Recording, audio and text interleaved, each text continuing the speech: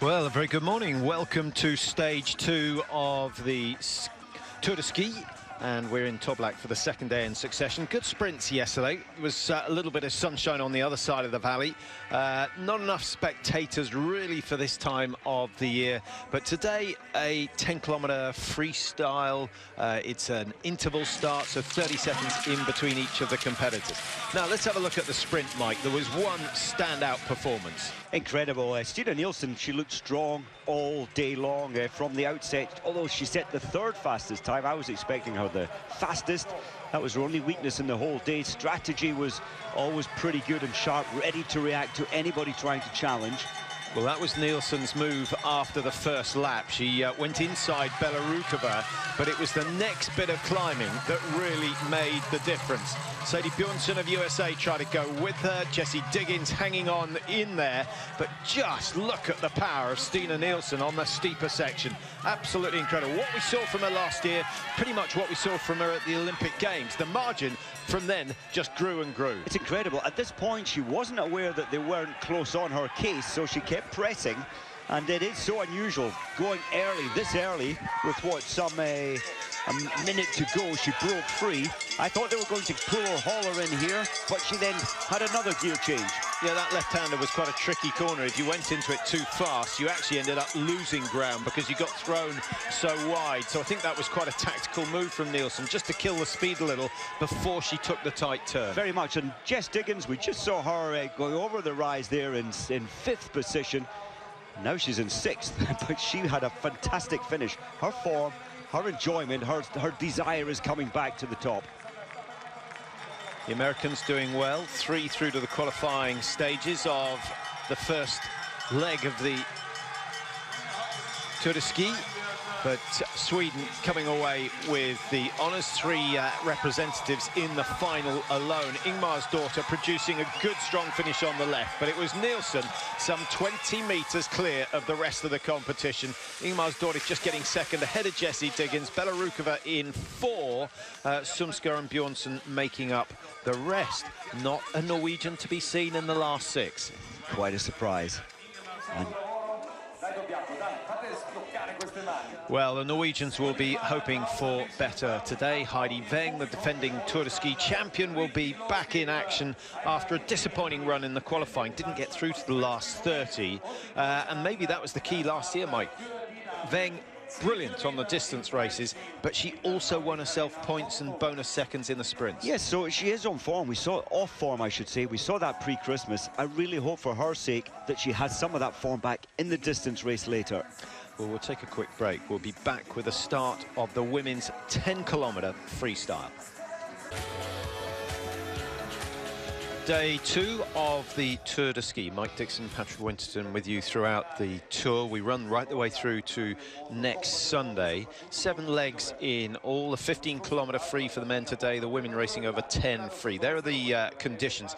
-1. They could have done with it being just a fraction colder, just to keep the snow in good condition. But what about the profile of this course, Mike? It's not the most exciting track in the world. It's not really. Look at the journey from the start line, and really the big climb starts at 1.5 up to 2.2, and there's a 59-meter rise on that section. Then it's very much roller coaster back down, but easy back down into the stadium, and all of that twice. Total climb, Patrick, of 258. So comparing that to Lillehammer 10-kilometer, that was 350. So in terms of total climb, it's quite an easy track, this one. Well, here's your start sheet. De Bertolis of Italy will be the first away. She's going to have pretty good conditions out there on the tracks. All the athletes have been round the loop, so it's well skied in, and no snow, no significant snowfall at the moment. Just 1 or 2 flakes coming down, but I don't think they're going to hinder those early starters. Further down, Ingmar's daughter going off 34, Jessie Diggins 36. Now this could be her day. If she really is on better form, then 10k freestyle pretty much suits her. She likes the 5k as well. Falla, the sprinter, down starting 44. not been a good season for her so far. She's way off the mark in the sprint. Sadie Bjørnsen, she's looked good. Further down, Feindrich, Mike, can the Swiss do anything to impress? I think so, maybe, and hopefully they'll be hoping back home in Valmuster on Monday. Sorry, on Tuesday, on New Year's Day for the sprints. Feindrich, though, I think on paper, slightly better in classic technique than she is in this, the freestyle. Yeah, they have a day off tomorrow, and then back in action New Year's Day. We go from Valmuster to Oberstdorf for the 2nd and 3rd of January, and then a day off after that, and the final next Saturday, Sunday, Val di Fiemme, the traditional, the only venue that has held stages every single year. And of course, it's the same sort of penultimate stage, which is always a mass start, 15-kilometre free this year, sometimes it's 30, and then the Alpe d'Huez on the final day, which is the killer, which in some ways, Mike, it's great to watch because it's different, but in some ways it puts a lot of the sprinters off finishing the Tour because it doesn't do them any good. No, it doesn't. So much in the way of distance. From 7 days of racing, we've only got 2 sprints, as you say. And I'm thinking of the distance as well. Remember, we have had 30-kilometre heres a number of times, starting over in Cortina, the past just, 30 kilometres from here, and skiing back over into this valley. Yeah, I must say, the design of this stadium here in Toblach is brilliant, isn't it? Why not take the ski track over the top of the race building? It makes perfect sense. It does here, but not many can construct such a building to take the tracks over your race office. So just a few minutes to go before the start of the women's 10-kilometre free.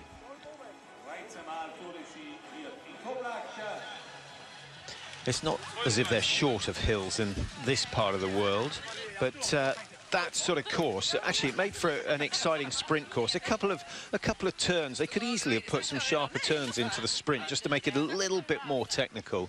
Yes, it was a strange course. It's one of the easiest courses, but very, very tactical. And I think that's where Stina Nielsen yesterday showed her class act, always getting it right at the right moment.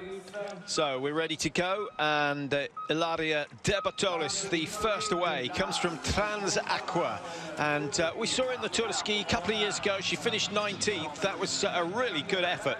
9 Italians in the women's field, so they're here in numbers, and they'll be hoping for good things today. They won't all finish. Last year, what do we have? 72 starters, 43 finishers, 35 finishes. I think it was pretty much half the field dropped out. So Punki goes for Finland. Verpi Koitinen, the only Finn to have won the Tour de Ski. She did that twice. She did it in 2007, the very first Tour. She did again in 2009. In between, of course, was when Kalle won it. But Kalle's success, I think, once bitten, twice shy, put her off forever. It did. She's tried many further times, but it didn't have the success. And at what, 20-year-old, she did incredibly well to take the title. Yeah, but paid a price. Didn't really recover for the rest of the season.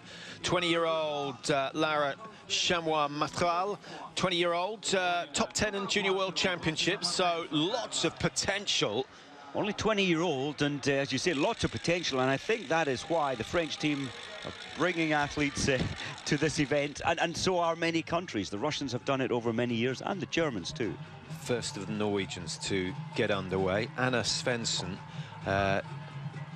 finished 20th in the sprint yesterday, so her margin, her start position, she's 55 seconds off the leaders, or the leader, Stina Nielsen, of the Tour de Ski. I think she'll be happy with that.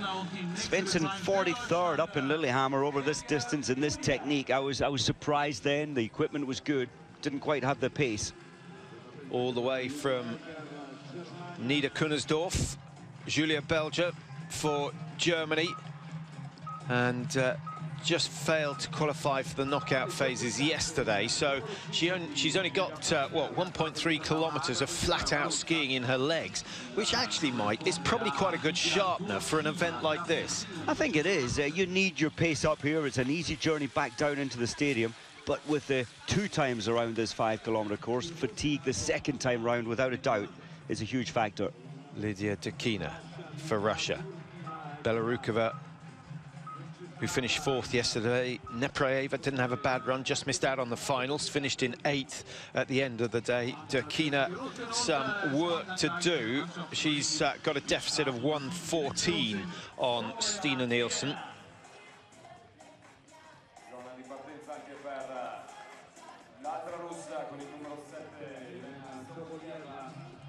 Seven is Elena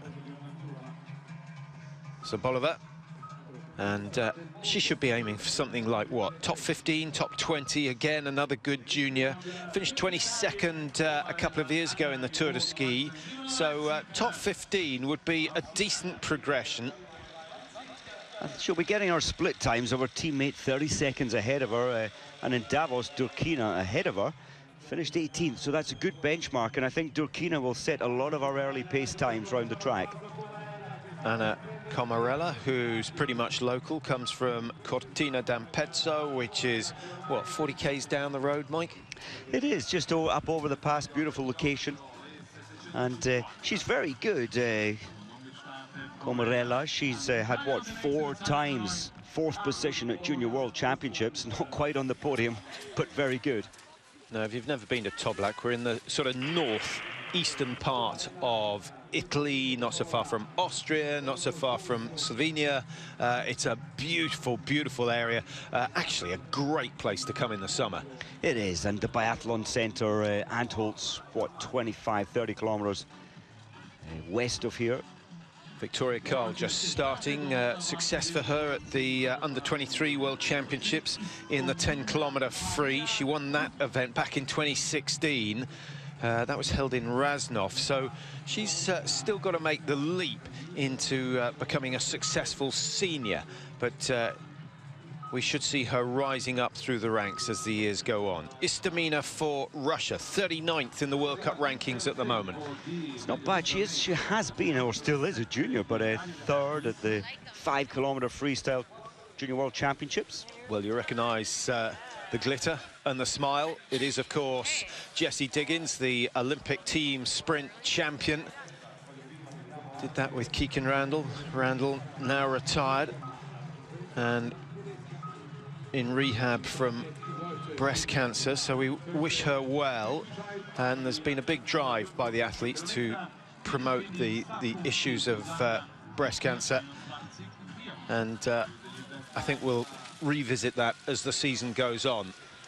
Yes, Keegan Randall, always positive. She started the spirit of success, the positivity that the American team still carry. Jess carries that positivity. The whole team are positive. Yeah, well, positivity can take you so far, but it's a factor. You've got to have the talent as well. You need the talent, but when the going gets tough, or you're in these head-to-heads like Jess yesterday, 6th place with 200 metres to go. She's a real fighter. She got back to the podium. Pellegrini just starting for Italy, 32 now. Just wondering, as she headed out of the gate, Mike, how much you can tell about someone's performance of the day from that first 100 metres. Pellegrini looked positively conservative as she left the stadium. Rather pedestrian, wasn't it? And I think it's a real indicator, and I wouldn't expect her to get above, what, 35th on in the finish sheet today. Anouk Favre-Pisson comes from Pontarlier, which has produced some good athletes. Actually, Vincent Defrin, the biathlete, and Florence Bavrel-Robert, both coming from Pontarlier. I think it's right on the Swiss border. So close that they probably could have chosen which country they competed for. But the funding for biathlon certainly is on the French side.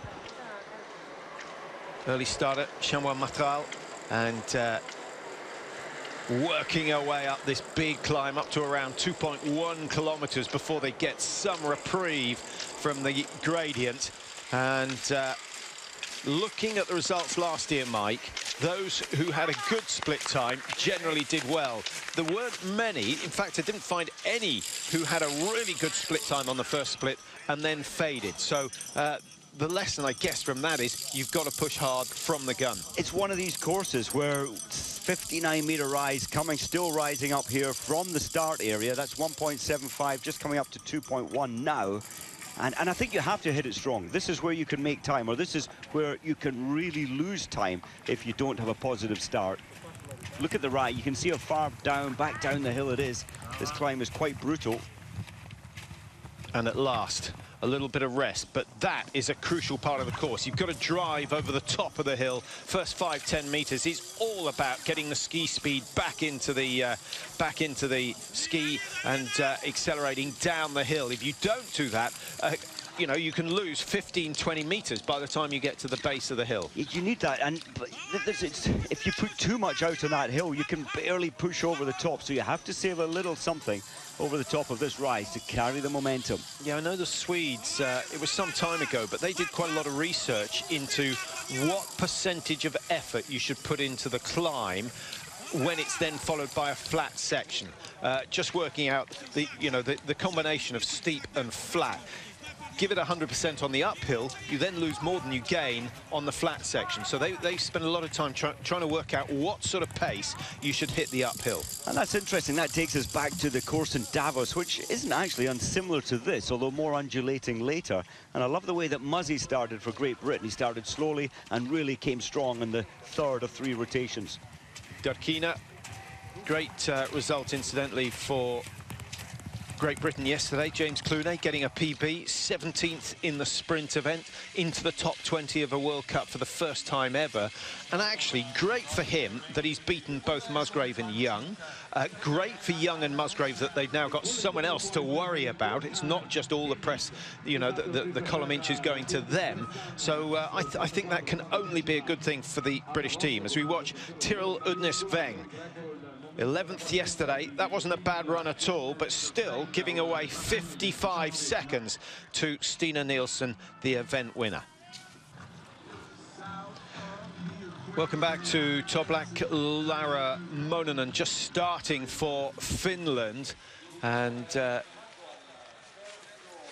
she's certainly capable of getting into the top 10 of the tour. The Finns have got a pretty good record. We mentioned earlier on that they've won it on 2 occasions with Koitunen. Nordström for Sweden, and the Swedes, Mike, probably one of the nations to have underperformed in the Tour de Ski. They've won only 1 title, men and women's. Of course, that was Charlotte Kalla, as we talked about, back in 2008. And they haven't actually ever had anyone on the podium in the men's event. It's incredible when you look at the great nation that Sweden is in cross-country skiing. I think in the men's, did Hellner, I think one time he may have been in 3rd place. Actually, I have to take that back. Kalle Halvarsson. Yeah. Halvarsson.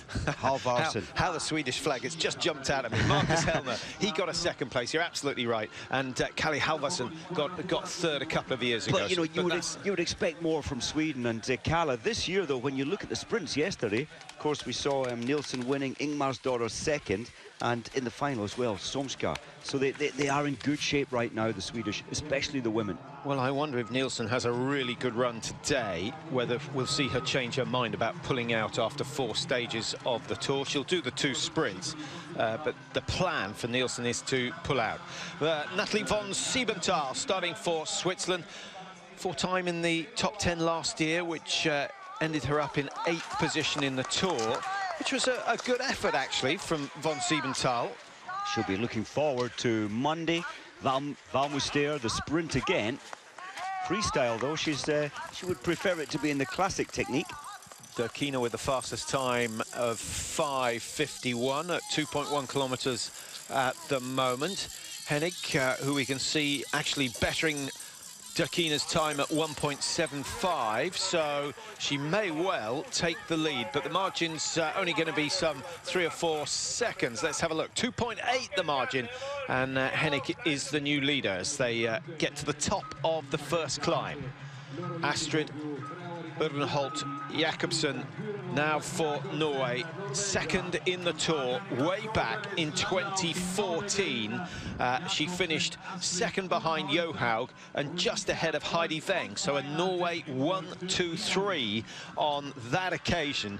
And how many times has that happened? 3 times in succession, 14, 15, 16. No other nation got a look in the women's event. Teresa Stadlober, 5th last year. 3 top 10 results at the Olympics. Should have had a top 2 in the 30K. Yeah, so unfortunate taking the wrong turn in an Olympic race in 2nd place. So the gaps were so huge. She she maybe would have expected to be in a pack at that moment, or certainly not in contention maybe for the podium. So here we go with the defending champion, Heidi Weng. 6 events only, 1 cancelled last year due to the weather conditions. She got a 7th to start her tour off the sprint event, and then had, 4 top 2 finishes, 2 times second, 2 times she won, and was 11th in the other sprint.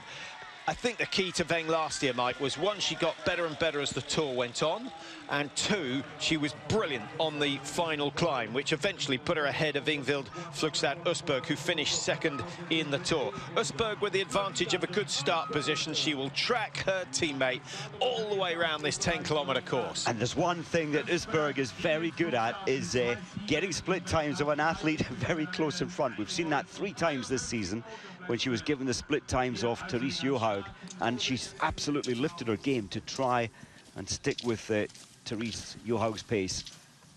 You mean Heidi Weng's? No, today. to Therese in the... Oh, yeah. But yes, that's her big bonus today, is that she's only 30 behind, I think, one of her main rivals in this race today. Yeah, sure. Johaug, incidentally, is not racing in the Tour, nor is Ebba Andersson, nor is Charlotte Kalla, nor is Sundling. So lots of big names. The Swedes, again, their focus is on the World Championships.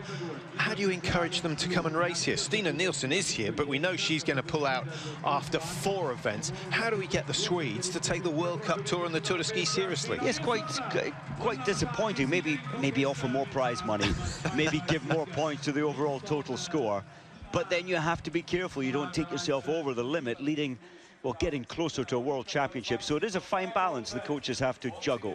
Yeah, I think you've got to be careful with the World Cup points tally, because it's pretty high already. A 400-point gain for the winner of the Tour de Ski. And as you say, in the men's, only 3 men now have won the overall World Cup title without doing the Tour de Ski. Generally, the person who wins the Tour de Ski is set for the Crystal Globe as well. Very much. You're guaranteed 400 points, but then you're likely to podium or at least pick up good World Cup points on each stage win, which is 50 points for a win. So it's a valuable 7 days of racing. Comes with a price.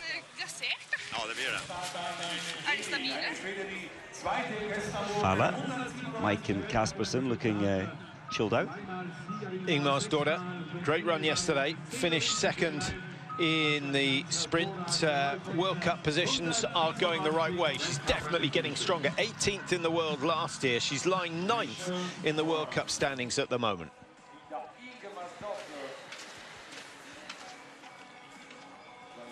Quick arms from Ingmar's daughter, which she used to good effect in the sprint yesterday.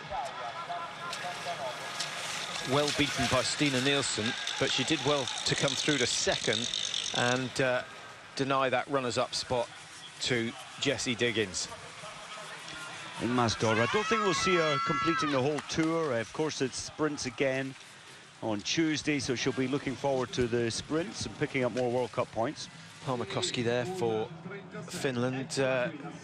She hasn't quite shown us what she's capable of so far this year. Jessie Diggins is getting there and looking pretty hungry on the start line. I think that's an indication that the real Jess Diggins is back in action. Freestyle, certainly her forte, Mike. 10K, do you think she's matured?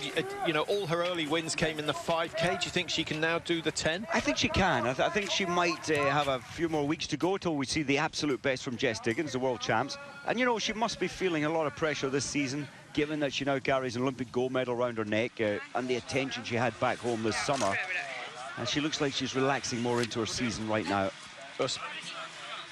Berg already away. That's Falla, who's in a bit of a panic to get herself sorted. Falla, Mike, the queen of sprinting for 3 seasons, as Marit Bjørgen was early on in her career.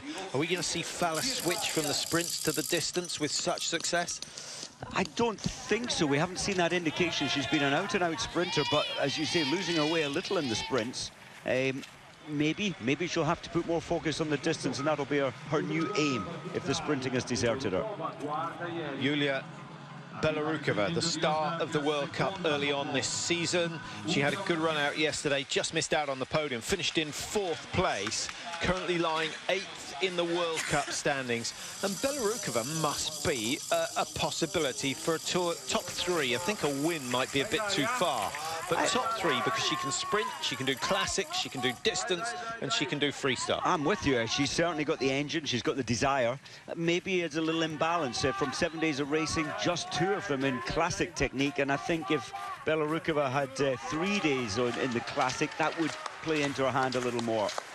Yeah. Heidi Weng hasn't started so fast, Patrick. At 1.75, she was 6 seconds off von Siebenthal, who started behind her at that stage. Yeah, it'd be interesting to see what the next split time is for Heidi Weng. Certainly doesn't want to be more than 10 seconds off the lead, but von Siebenthal has had a very good push from 1.75 to 2.1, the latter stages of this climb, and it'd be interesting to see whether she can keep that pace going. So von Siebenthal stays in the lead from 6 seconds. Heidi Weng is now 6.5, so only losing 0.4 of a second in that last 300 meters, which actually isn't too bad. Yes, and I think Heidi Weng looking much sharper here than we saw back in Lillehammer. She just wasn't quite at the races there by her high standards or post-high standards. Usberg's going to be the next through, and Usberg going a little bit faster. Look at that. She's got it to 0.4, so she's taken a good 6 seconds out of Heidi Weng, just as she would have wanted. Looking strong, doesn't look to be pushing too hard at this stage. Very controlled performance. Back to the American, Sadie Björnsson, who was the fastest qualifier in the sprint yesterday. Finished 6th, though. I think tactically, of course, this track is a very, very tactical course in the sprint terms, but I was a little surprised with a real sprint pace that she had, that unfortunately she was 6th in the final. And with a price, you go around that track yesterday 4 times, 1.3 kilometers maximum, you absolutely will feel it in your legs today. Sebasek for Slovenia comes from Bled, which of course is just below the biathlon venue of Pokljuka. So I imagine she's spent much of her life driving up and down the mountain road. Now back to the 2.1. Nielsen not expected to challenge the likes of Weng and Usberg through the early stages. That's quite a deficit, though, Patrick. When you're looking at a 25-second deficit in 2 kilometers, maybe more, 26 to a 25.7. That's in comparison a slow start, but she'll still finish the day, I'm quite sure, in top 25, top 20. This is Victoria Carl coming through number 9. She's gained good ground on Comarella of Italy, who started 30 seconds in front of her. Won't be long before she catches the Italian. Mari Ida. And she also over 20 seconds off the leader. So at 2.1, we've got Usberg in the lead, ahead of von Siebenthal. Heidi Weng in 3rd, 6.9 seconds down. Katarina Hennig of Germany, 4th. And Sedova of Russia in 5. 12 seconds separating those top 5. And, of course, Ingmar's daughter there just joining them, 12.4 behind.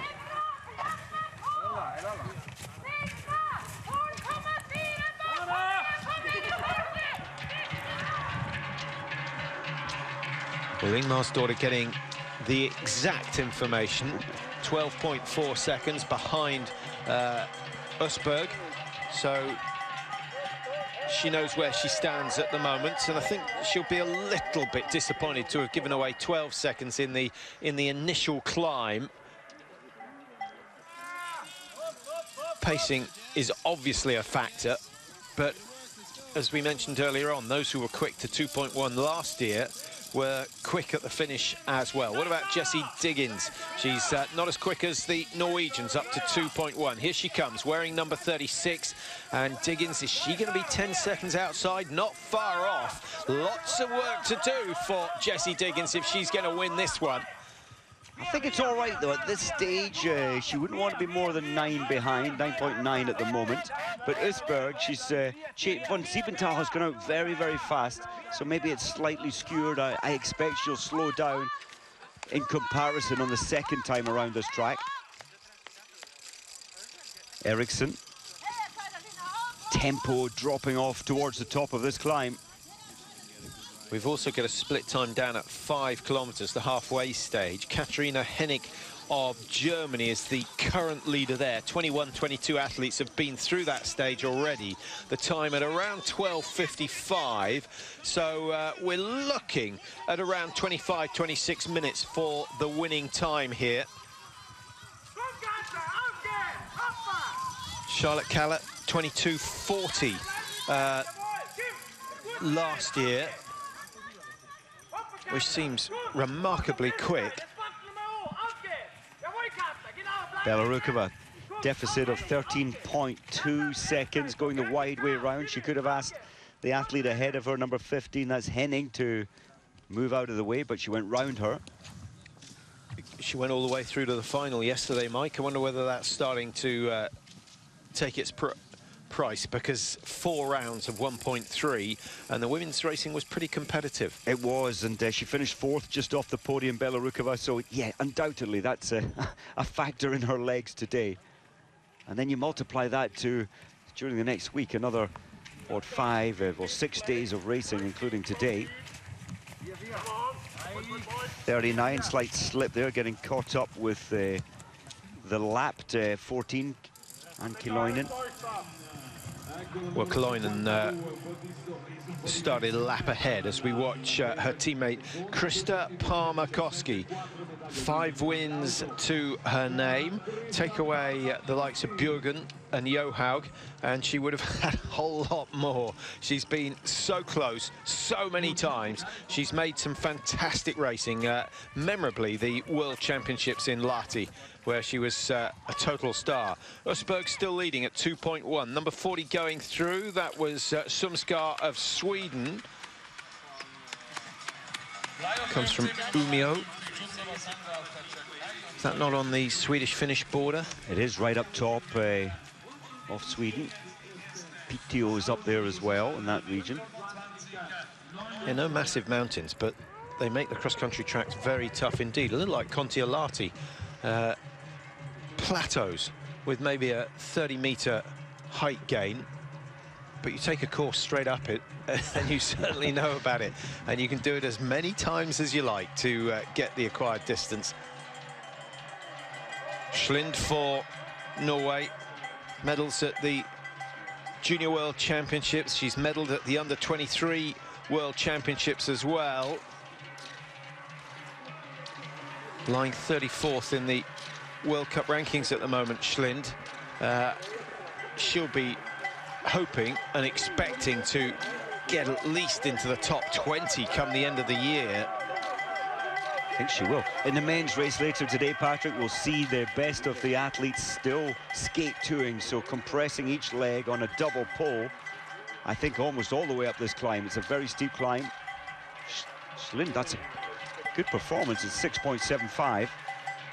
Just looking for the half distance, Patrick, Östberg has picked her pace up. She's got 10 seconds on Weng, who's now in 2nd place. Von Siebenthal went out so strong, is dying off now. She's 23 seconds deficit to Östberg, but she actually led the early split times. Well, Von Siebenthal in 2nd place at 2.1 behind Östberg. Those two were pretty tightly packed at that stage, and as you say, that margin now 23 seconds, and that's in the space of 2.5K. So she's lost a lot of ground on the 2nd climb, and I'm not sure there's a comeback from there. 44 going through is Maiken Kaspersen Faller, and Faller not inside the top 10 at 2.1. We'll find out exactly where she is.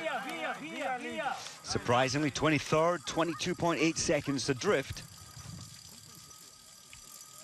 Yeah, most of the sprinters will keep going through to the next round of the Tour de Ski and hope to get some more points in Val Moster. Only 2 sprints in the 7-race tour. Slightly surprising. Welcome back to Todd Black. Östberg just going through 6.75 with a decent advantage of 11.8 over Heidi Weng. The only other athlete challenging a top three is Jessie Diggins, who seems to have gone into overdrive now she's started the second lap. So keep an eye out on the American. Diggins starting number 36, so she's got a slight advantage over the two Norwegians. She knows exactly what she's got to do. Østberg, Mike, of course, the winner of this stage last year. Østberg last year, yes, but and on that day, or on this day last year, she started exactly 1 minute behind Heidi Weng, her main rival. Today she started 30 seconds, so both times the luck of the draw. It is a draw to select the seeded group start number. So once again, I think she's very lucky today with that draw. Delighted with Jess Diggins. 8.5 seconds off at the half distance, 8.4 seconds behind in second place. Heidi Weng going through 7.1. We'll see Østberg there in around 12 seconds time.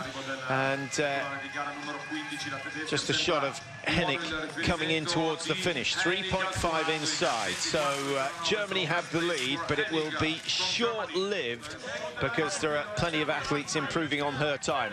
Parmakoski up to 2.1. That's not bad. 2.9 off the pace. Puts her into third. Von Siebenthal still with the second fastest time, but we know she has faded in the closing stages. And Von Siebenthal at the moment 32 seconds behind Østberg, going through 7.1. I don't think there's a recovery from there. I don't think there is. Parmakoski, she looked tired going over the top of the rise. Of course, everybody does. I think a big advantage, Parmakoski. She's getting all those early split times and no real contender, no big threat starting behind her. And that's when Parmakoski's at her best, when she has to really fight with the knowledge of what's ahead of her. Mary Ida, as we see, 6.75, Østberg the leader there. And Østberg has gone through 7.1. She's got a lead of 12 seconds over Heidi Weng. So every kilometre, she's taking about a second and a half out of Heidi Weng. So it's going very, very well indeed.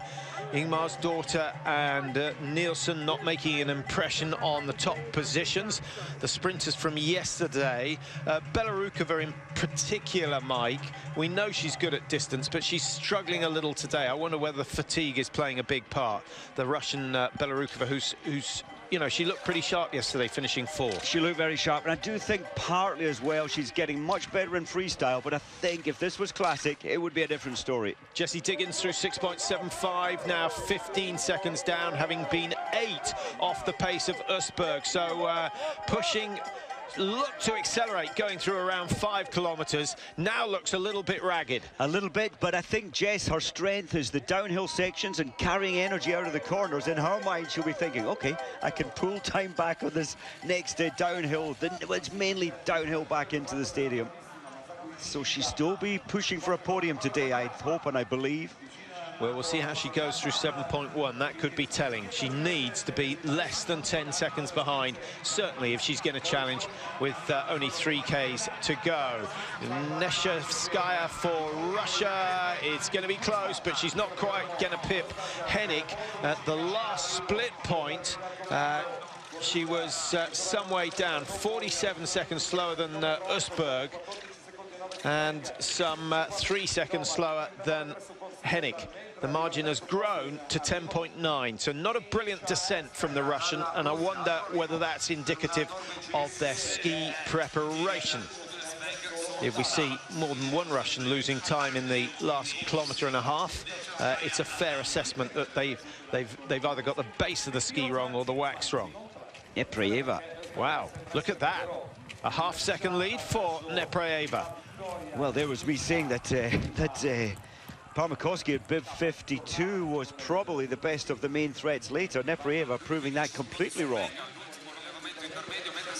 Just thinking as well today, Patrick, need to mention 15 seconds goes to the winner. Bonus 15 seconds, 10 seconds to second place, 5 seconds to third. There are the only bonus seconds up for grabs. Schlind of Norway, and Schlind coming through 8 kilometres ahead of Hennig, but only by 0.2 of a second. So this is going to be close. 40 seconds from the top of the climb before she drops down into the stadium. looks to me as if she should be able to make this, but it's still going to be close. Germany hoping that their #1 stays #1 for now. 24:09, the leading time at the moment, considerably slower than we saw when they raced here last December. 22:40, the winning time from Charlotte Kaller on that occasion. Wasn't part of the Tour de Ski. Kaller finished ahead of Hager with Weng in third place. From 3 seconds advantage, Schlind cuts it fine. Half a second to play with. Will she get a chance to move into the champion's chair? Is there going to be time before the next new time is broken? Well, Usberg is the lead out on the track. Sadova has picked up the pace. My goodness, she's had a good finish, Sadova. 19.9 behind at 5K off the best time, but a big margin ahead. So she's obviously finished strongly. That's a great effort from Sadova. Didn't quite see that. She started well. She had a dead patch middle of the race and then really picked up in the latter stages.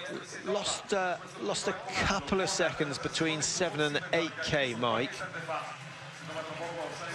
Just looking further back, Jess Diggins has just gone through 8 kilometers. In fourth place, Sadova has somewhat 12 seconds on her, so maybe not a podium today for Jess Diggins. Yeah, Heidi Weng is going to be pushed to beat Sadova's time. 27 is Astrid Jakobsen. Jakobsen not really threatening the top positions, going through 8K, and so she's not going to be picking up too many bonuses today. Here comes Heidi Weng, and she's putting in some good work, is Heidi Weng. She's caught Theresa Stadlober of Austria, who started 30 seconds in front of her. 24 seconds to play with. I don't think Heidi Weng's going to make this. Dover has had a tremendous last couple of kilometers and will have reversed positions. She was 2 seconds up on the Russian going through 8 kilometers, and Weng is almost certainly going to miss out on that top spot for now. I'm very surprised. She's been given the time, Sadova's time to beat. I wonder if she's had a fall or tripped over her ski poles at some point. Unusual to lose that amount of time in the final stages. Yeah, it's going to be a 10-second loss to Weng over the last 2 kilometers, which are the easiest part of the course. A shake of her fist, probably showing that she's frustrated by something. Usberg, no similar mistake from her. 10.6 the margin, and she's lost 6 seconds to Sadova, who has absolutely flown down the hill. When we saw Belarukova come, well, we will see Belarukova in very shortly. Well, this race is still a long way to go because Parmakoski has just come through the stadium. We haven't seen her heading out on her second lap of 5. She's in second place, 3.6 down on Usberg. Well, Usberg, I think, is there to be shot at. She's lost 6 seconds to Sadova in the last 2 Ks. Had it gone the other way, you would have thought that Usberg was safe. But there's an opportunity, and we'll get another split on Parmakoski going up through 6.75. As Usberg gets ready for the champion's chair, further back down the track, Neprayeva is creating a new lead time, and that's at 3 kilometers. We'll see her time very soon going through 5 kilometers. Well, there's the standings at the finish, but lots of big names, lots of quick performances still out on the tracks. Parmakoski started 52, Neprayeva started 58. Are we looking at a conditioning factor here? Is the snow getting a little bit quicker? It's hovering around 0 at the moment, which means the more skiers that go on the track, the more glazed the track gets. Could be a factor, without a doubt. The tracks leading into the stadium here very glazed, so ice is the fastest you can touch upon, so maybe that is the case on the descent back down to the stadium as well. Usberg looking very relaxed.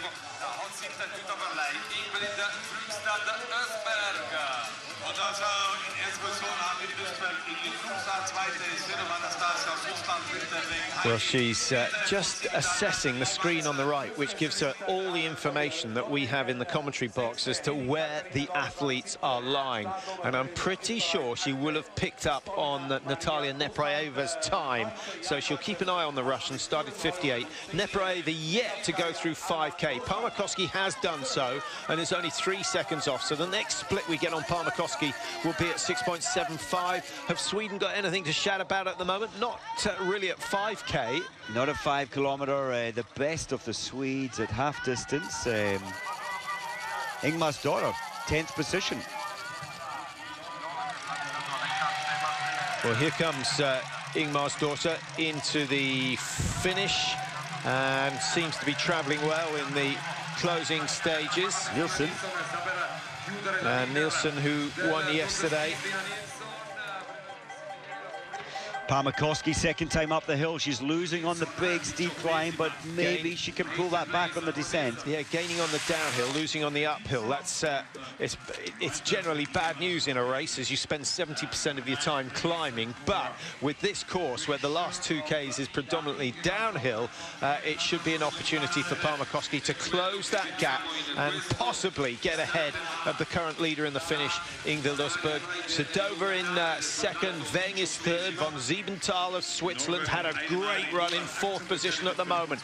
Here comes Jessie Diggins into the finish, 26.9, outside the fastest time, having been only 12.9 seconds off the lead at 5 kilometres. So she's lost ground on the second stage of the race, Mike. She's still not quite there. Not quite there, and I think that Østberg, looking at the timings there, she's concerned. Nepraeva's got 4.5 seconds on her at half distance. Yeah, expect to see Diggins improving as the Tour de Ski goes on. We're racing all the way through to next Sunday. Next Sunday, they'll be climbing up the Outchemise. They're probably already having sleepless nights thinking about it. It's an uphill race, up and downhill slope. Probably qualify as a blue slope, I think, in terms of alpine runs. Phenomenal to do that final 4 kilometres up that slope. And I think Østberg this year, she's looking good at the moment. She'll need a minute 15 if she wants to hold, if it's Heidi Weng chasing her on the final day, well, to hold her at bay. It may not be Heidi Weng. Belaruskova some way off the pace, not likely to be her chasing. We're still waiting for Nepraeva, who was 2.3 seconds clear at 3K. She's now increased that lead to 4.5 seconds going through 5K. So Nepraeva trying to hold on. We'll get a very good indication at 6.5. We'll get another split at 7.1. And only then will we be able to say whether Nepraeva of Russia is going to be the likely winner here today. Østberg still sitting firm, but she looks nervous. She has sensed that there's a quicker athlete out there on the tracks. I think she thought that this was her victory when the big name started earlier, and her coaches have said, well, hang on, we just need to hold the celebrations back a little. Nepraeva, well, best distance race this season is 7th place, and that was in Classic. And I said earlier, Classic really is more her strength than freestyle, but she seems to have absolutely mastered that today. Yeah, she was a minute 17 slower than Johaug in the last 10-kilometre free, which of course was Davos, and she was what, 1:05 I think it was behind Ingvild Østberg on that occasion. So that is quite a turnaround. The difference being, Mike, that we're not as high as we were at Davos, so maybe she's an athlete who doesn't perform at altitude, and here she is, number 58. Now that's interesting. She's dropped a couple of seconds on the climb. I reckon she'll lose another second by the top of the climb, but she's very good on that downhill section. Yeah. Well, we commented early on that we thought the Russian skis were slow on the descent, but then Sedova came down the hill and took 5-6 seconds out of all the Norwegians, so we've changed our mind on that. And if Nepraeva is on similar skis to Sedova, we could see her gaining a few valuable seconds, so that could be what wins her the race today. 52 on the climb, Krista Parmakoski, she's gone through 8Ks, 12.7 now behind, having been just, 4 seconds off Østberg, going through 5K, so it's going the wrong way for Parmakoski. She may get 4 or 5 back. I can't see her getting 12 seconds back on Østberg on the descent. Would be quite unusual. Sadie Bjørnsen deciding to go outside of the ice tracks down this home straight. Björnsson, fastest run-out time or time trial time in the sprints yesterday, finishing 6th in the final. And now she has a day's rest before the second of the sprints, which is also going to be a freestyle sprint. No classic sprint in this year's Tour. That was ultimately what put Justyna Kowalczyk off the Tour de Ski. There wasn't enough classic racing. So I think I agreed with her at the time, but her form was beginning to drop off at that stage in her career with 4 straight victories in the Tour de Ski. And she had a valid point, only 3 days of racing out of 8 back then in classic technique. 43 is Sevasek, and she goes into 15th place, 1:07. The margins at the finish are fairly substantial.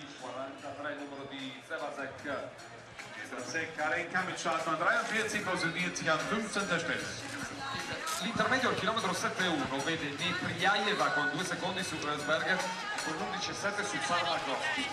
Nepryaeva has gone through 7.1 kilometers and she still holds the lead, but it's been cut from 4.5 seconds down to 2, so it's all down to what sort of speed Østberg managed to carry down that last 2 kilometers. But we do know that she lost 5 or 6 seconds to the other Russian, Sadova, on that particular part of the course.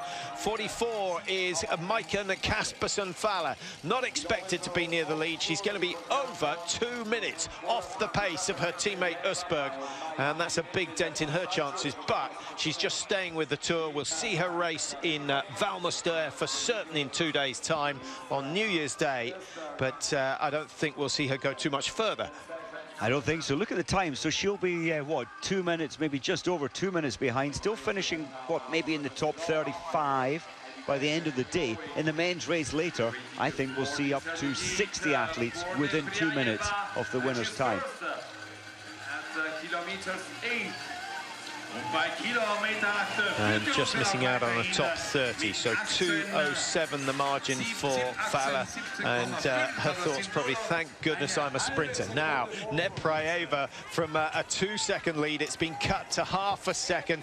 Is this fatigue? Can she raise her game in the closing stages? The speed she's carrying up this little climb, I think Østberg will already be in front, but it's going to come down to ski speed as she comes down towards the stadium, and this is where teammates and coaches and supporters make such a difference to your effort. Absolutely vital, and a coach, an excited coach running alongside, giving you positive information makes a big difference. 15 bonus seconds at stake, and Østberg needs to pick up as many bonus seconds in the early stages of the Tour as possible. You think a minute 15 going into the final stage might be enough? It really depends who's chasing. It's not Therese Johaug. Yeah, and Heidi Weng on her last year's form, I think that's what Østberg would need this year. But of course, there are many still out there who can contend this Tour de Ski. But I think with Østberg's relatively poor climbing in the Tour de Ski, she'd need a good comfort zone of a minute 15. Jess Diggins could be one of the rivals. Belarukova we've already discussed. Sadova, who's still standing in second place in the finish, 10 seconds outside. Natalia Nepryaeva, starting late, has had an absolute flyer so far. Biggest surprise of the day as we watch Parmakowski coming in. She's going to be 20 seconds outside, I think, Parmakowski.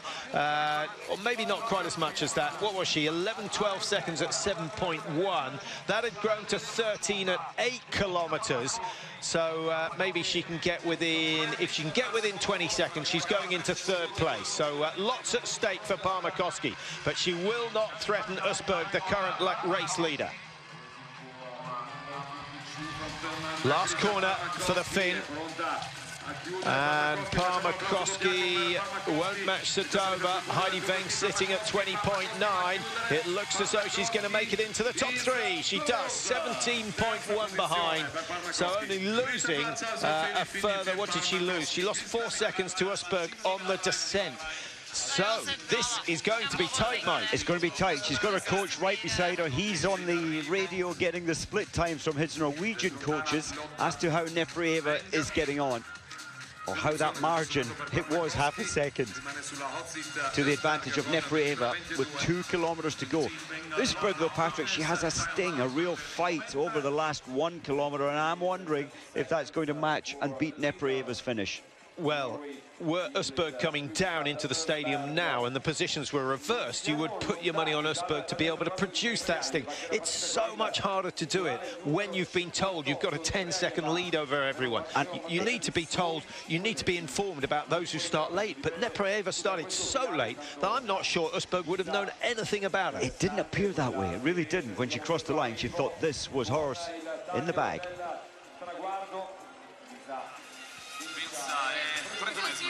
Usberg, who, of course, won the second stage of the Tour de Ski last year.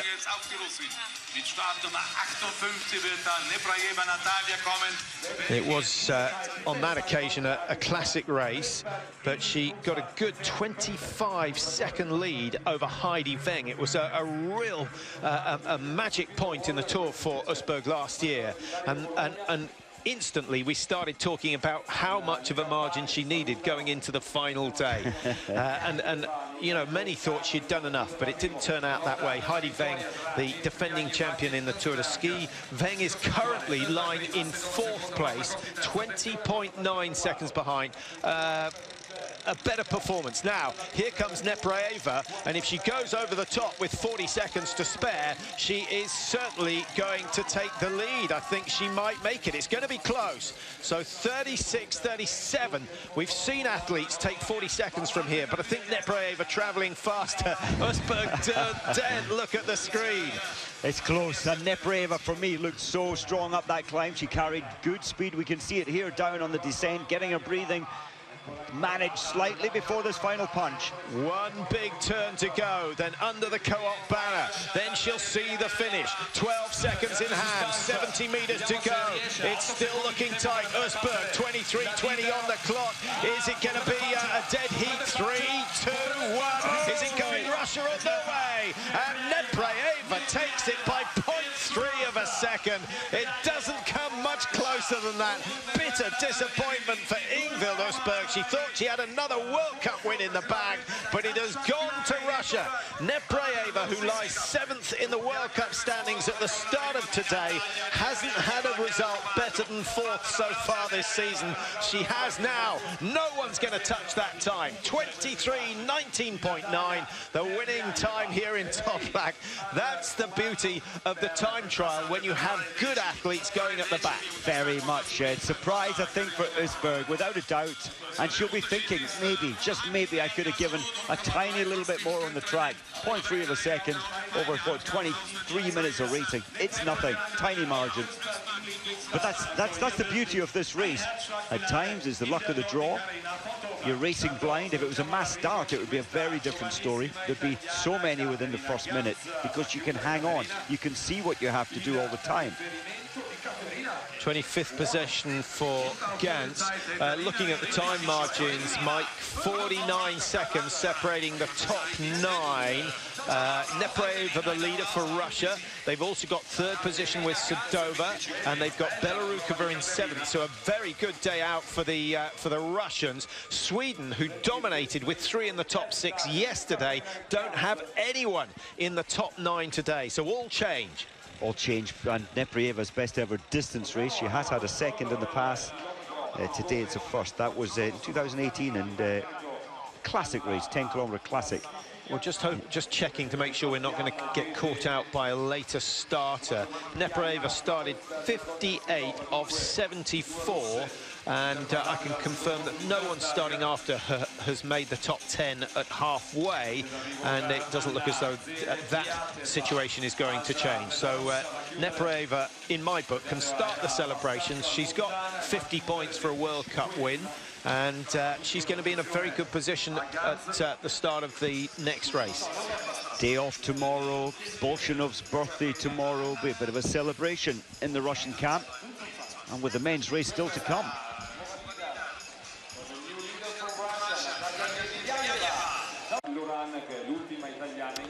Welcome back to Toblach, latter stages of the women's 10-kilometre free. We have the men's 15-kilometre free to come. Later they go around the loop 3 times, and we are now looking at the day's winner. Neprayeva of Russia, 23 years old.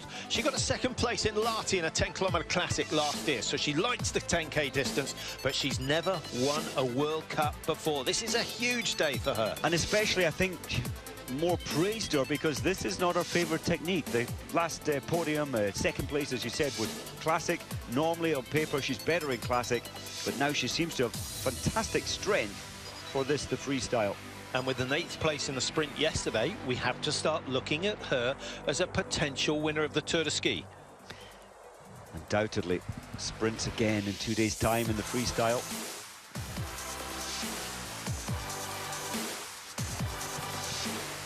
No Russian woman has ever won the Tour de Ski. The Norwegians have dominated. Justina Kowalczyk of Poland is the most successful ever athlete in women's Tour de Ski history, with 4 wins, just like Dario Colonia in the men's. But Neprayeva can start dreaming tonight after that race, which indicates that her form is on the rise. That's very... you have to go all the way back to 2007 in Tour de Ski history, when a Russian was last on the podium in the women's field. We have the new overall tour leader from the Tour de Ski sitting here after the 10K race. How do you feel? У нас теперь новый лидер тура, это ты, сидящая в этом кресле. Как ощущения? Меня переполняют эмоции, потому что это моя первая победа вообще, в принципе, в гонках. И, ну, конечно, я очень рада, и я постараюсь сохранить как можно дольше эту позицию.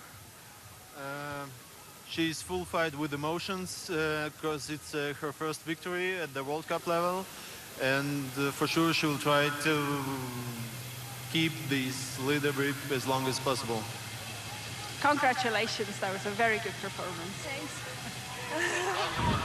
Well, it certainly was, and she must have been a little concerned at one stage. 4.5 clear at the halfway stage, Mike. By the time she went through 7.1, that was down to 2 seconds. When she went through 8 kilometres, it was down to half a second, so she hung on well. She did, and that takes a lot of mental strength. She's got that, she's got the physical strength, we can see that today, and the mental strength to hold on to that kind of push, and maybe a real threat throughout the whole Tour de Ski.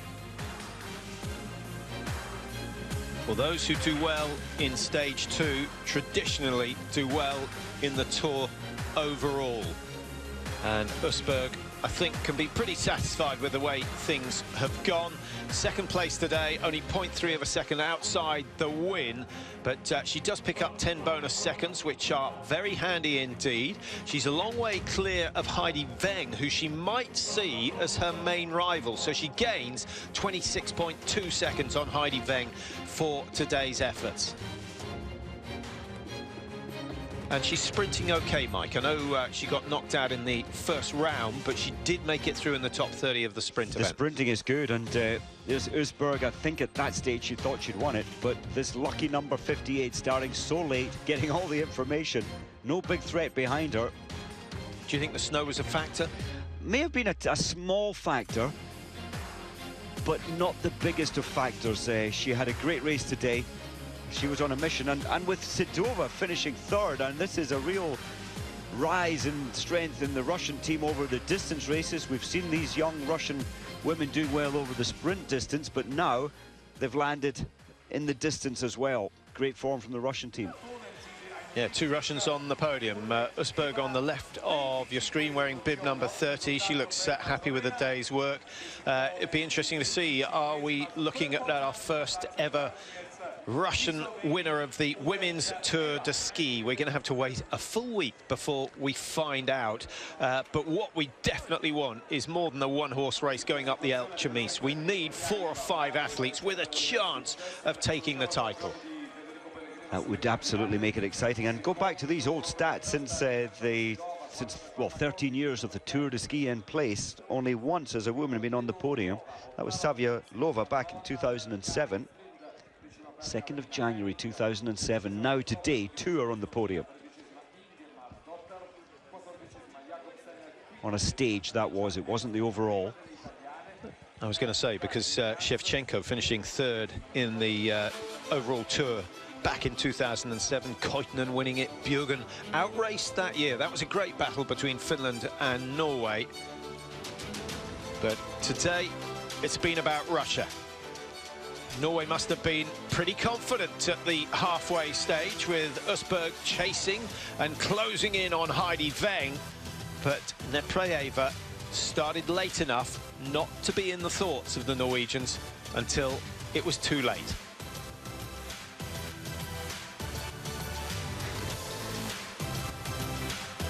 So a first win for Neprayeva. That is definitely worth celebrating, and that could result in a rise of spirits in the Russian camp. Sadova and Belorukova, all contenders for the tour this year. There are teams, particularly the French, Mike, when they have one success, that tends to lead to another. Do you think it's the same in the Russian team? I do think so, and you know, the success with Bolshinov yesterday, last season at the Olympics, invited there late, silver medal over 50 kilometers, and then one podium at the end of the season last year. Coming into this new season, a couple of podiums, a couple of victories. So there is a new energy in this Russian team, and from very young athletes. So with 2 out of 7 completed, are you going to stick with Østberg as the tour favourite, or are you going to switch allegiance? Østberg, for me, I did want to see how Heidi Weng was racing today. Heidi Weng, we mustn't write off at the end. At the end of the day, only 21 seconds. So I think the tour is well and truly alive. Parmakoski, a real contender. And Diggins is certainly a contender. Yes, she'll be a good climber, whatever happens. Neprayeva versus Østberg on the big climb. That'll be an interesting. I think Østberg possibly. We saw today Neprayeva was losing a couple of seconds on that steep climb. I was surprised. I think technically Østberg a little better. Neprayeva was just functioning on pure raw strength, powering her way up that climb.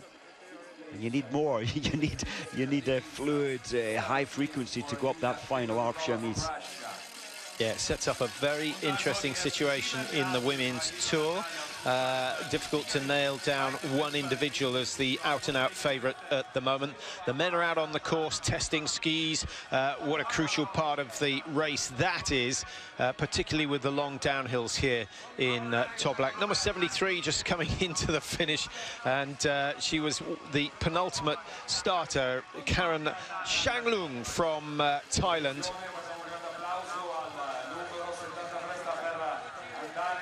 And less than 5 minutes behind.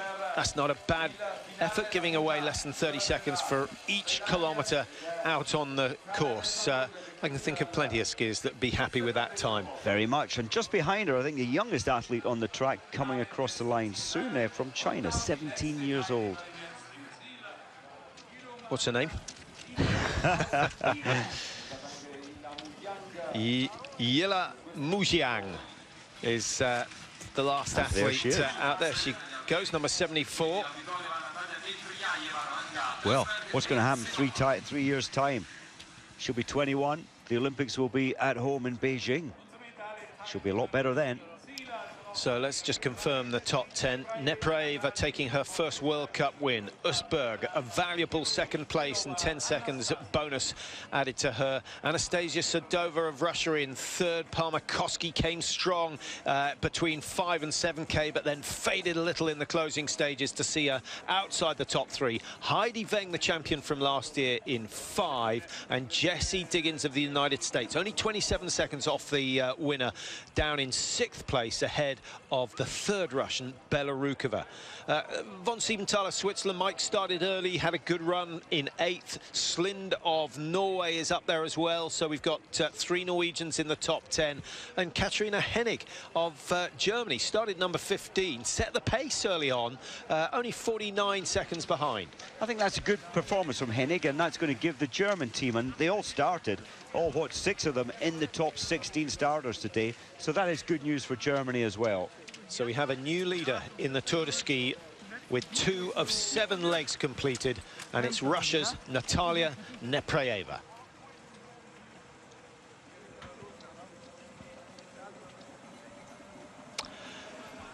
Well, that's all the action for now, but we will be back in the stadium in just over half an hour's time for the men's 15-kilometre. So that's all for now. Just a few pictures of the race. Confirmation of the time will be on air at 1:35 with a start time of 1:45. Hope you can join Mike and I for that.